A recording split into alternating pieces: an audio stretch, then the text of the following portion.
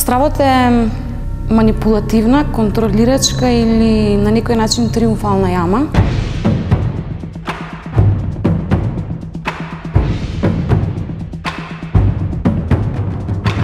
Се што ми се случи, всушност беше будење. Будење дека не треба да биде срам од моите желби, дека не треба да се срамам од тоа што го сакам, не треба да се срамам од тоа колку големи се моите соништа. Бидејќи соновите треба да се исполнат.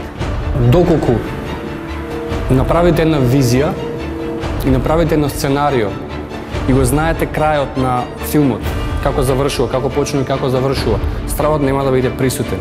Стравот според мене е нешто што во суштина, грубо кажано или дрско или безобразно кажано, е нешто што не постои. Само да веруваш во себе, во своите соништа, без разлика колку изгледа лудо.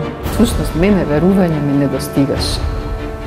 Не верував јас мислев дека само овој миг постои и дека животот не е ништо. Затоа сум толку бестрашна кога ќе излезам на сцена. Било да е тоа стендап, било да е тоа представа, колку да сум уморна, колку и да ми се случило нешто, јас тие 2 часа јас му објавувам војна на стравот. И тогаш сум најсреќна и најсигурна и сум бестрашна и тогаш се сакам најмногу.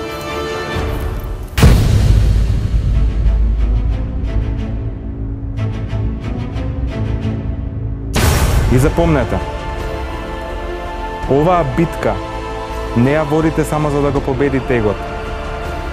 Оваа битка ја водите бидејќи сите ние имаме право. Имаме право да ја дознаеме вистината. А вистината е